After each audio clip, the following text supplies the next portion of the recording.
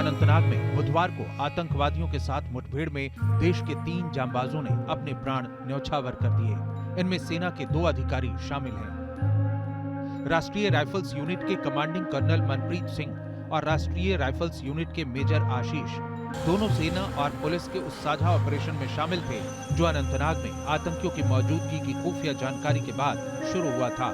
Operation को commanding officer colonel Manpreet Singh lead कर रहे थे। मुठभेड़ के दौरान दोनों वीर गति को प्राप्त हुए।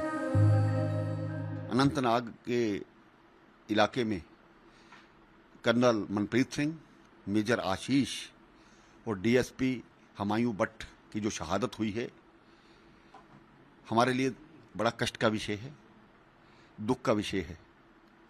अक्सर मातृभूमि के लिए जो उन्होंने बलिदान दिया है, उनका बलिदान व्यर्थ जाने वाला नहीं है। राष्ट्रीय राइफल सेना की आतंक विरोधी फोर्स है जो कि जम्मू कश्मीर में ऑपरेट करती है। मुठभेड़ में गंभीर रूप से घायल हुए सेना के 2 अधिकारी और पुलिस अधिकारी को अनंतनाग जंगल से निकाला गया। सेना के चीता हेलीकॉप्टर को तलाशी और इस काम के लिए तैनात किया गया।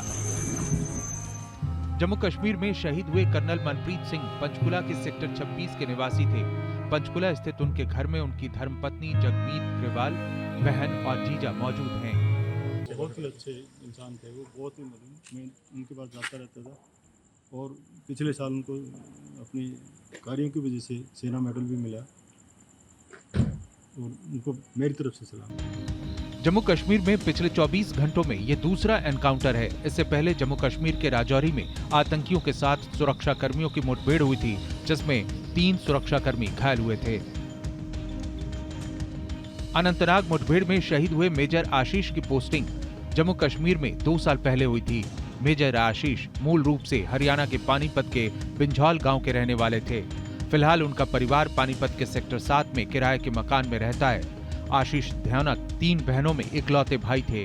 उनकी 2 साल की बेटी है। शहादत के बाद दोनों परिवारों में मातम पसरा है। आज उनके घरों पर उनका पार्थिव शरीर लाया जाएगा जहां उन्हें अंतिम विदाई दी जाएगी।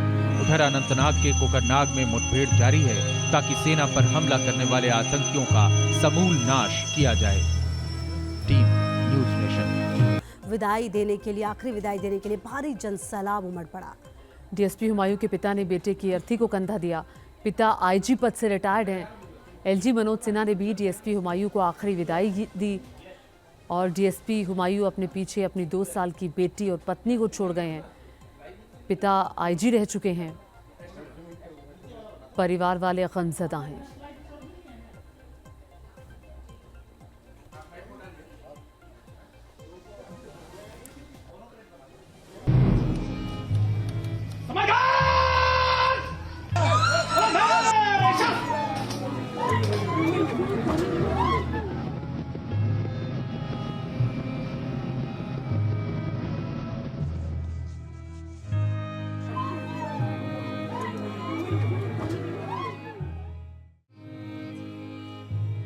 जम्मू कश्मीर पुलिस के डीएसपी हुमायूं भट्ट देश के प्रति कर्तव्य निभाते हुए वीर गति को प्राप्त हुए।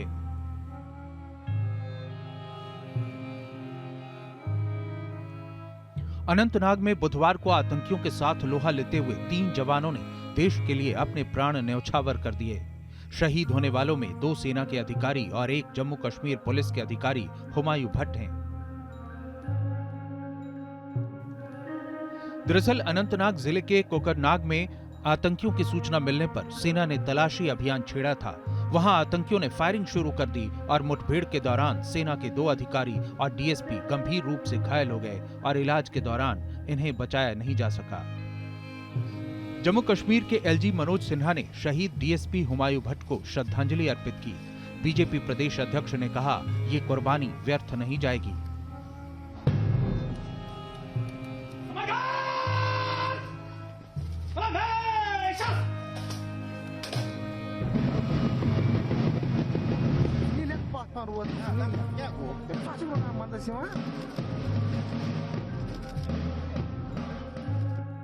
पूरा देश अपने इन जांबाज वीरों को नमन करता है। हमारे जांबाज वीरों का ये बलिदान व्यर्थ नहीं जाएगा। आतंकवादियों का चुन चुन कर सफाया होगा। जब डीएसपी हुमायूं भट्ट का पार्थिव शरीर श्रीनगर स्थित उनके घर लाया गया तो सिसकियों का सैलाब उमड़ पड़ा। घर का इकलौता चिराग बुझ गया और दुधमुही बच्ची के सिर से पिता का साया उठने का सदमा और उसका मातम पूरे घर में पसर गया।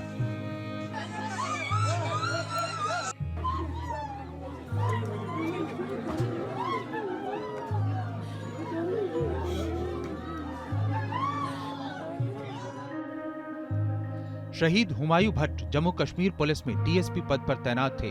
रिटायर्ड आईजी गुलाम हसन भट्ट के इकलौते बेटे थे। पिता गुलाम हसन 1984 में जम्मू कश्मीर पुलिस में डीएसपी बने थे और 2018 में जब वो प्रदेश के आईजी पद से रिटायर हुए, इसी साल बेटे हुमायूं भट्ट ने जम्मू कश्मीर पुलिस में डीएसपी पद संभाला था। शहीद हुमायूं भट्ट की 2 महीने की एक बेटी है।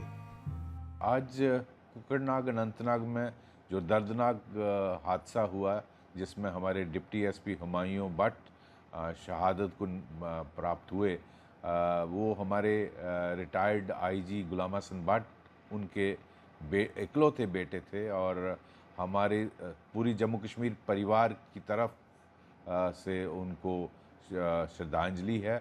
और आज हम सारा जम्मू कश्मीर का परिवार, जम्मू कश्मीर पुलिस का परिवार गुलाम हसन भट्ट और उनके परिवार के साथ खड़े हैं। हम उनको सैल्यूट करते हैं उनकी शहादत के लिए। ये पूरा देश उनको नमन करता है। पिता गुलाम हसन भट्ट ने तिरंगे में लिपटे अपने बेटे को श्रद्धांजलि दी।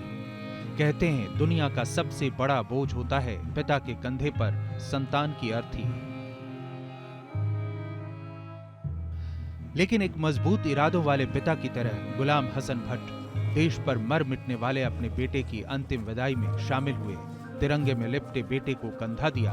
शहीद डीएसपी हुमायूं भट्ट को सुपुर्दे खाक किया गया। शहीद हुमायूं भट्ट का बलिदान ये कह रहा है कि ये कुर्बानी व्यर्थ नहीं जाएगी। ये देश सेना पर कायराना हमला करने वालों का नामो निशान मिटाकर ही दम लेगा। Team news nation.